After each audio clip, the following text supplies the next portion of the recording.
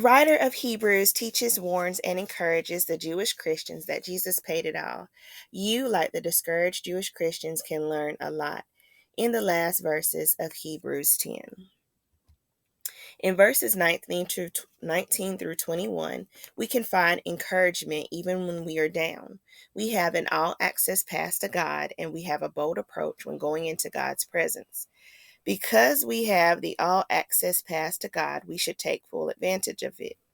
In contrast, Jewish Christians understood that with the Old Covenant explained in the Old Testament, that only the high priest could enter the Holy of Holies where God's presence was believed to have resided. The high priest could enter the Holy of Holies only once a year. They often entered this sacred space with a great fear and trembled at the thought of being in the presence of God. If the high priest made a mistake or neglected even the slightest part of the law or ritual, they expected to die on the spot. We, on the other hand, have the ultimate high priest in Jesus Christ. Because Jesus is our sacrificial lamb, we have an all access pass to God, and no human being has to intercede on our behalf. We have direct access. In verse 22, the author teaches believers that in a light of what Jesus did, believers should draw near to God.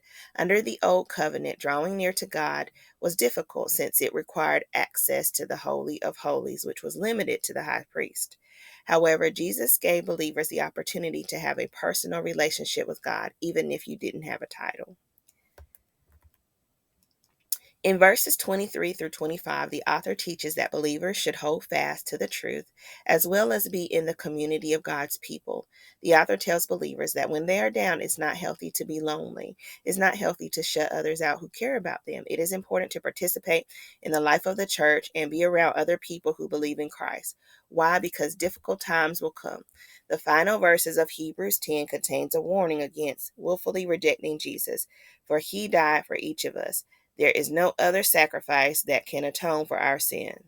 The author of Hebrew encourages believers to not only remember the ultimate sacrifice of Jesus Christ, but also to remember the times in their own lives when they endured for God in tough times.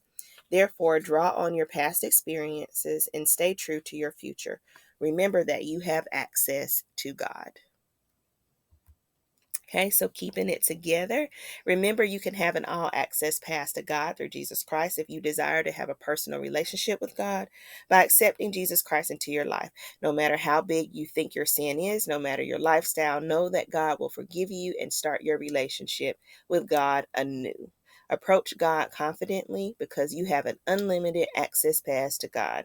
The unlimited access is not just one sided, though. You have access to God, and God has unlimited access to you. It's never too late or early to activate your access pass with God. Okay, so today you're going to be creating your own access pass in your notebook to God by using imagery, symbols that remind you of what it means to have the ability to go to God without restriction. Okay, thank you, everyone. I hope that you have a wonderful, wonderful Sunday.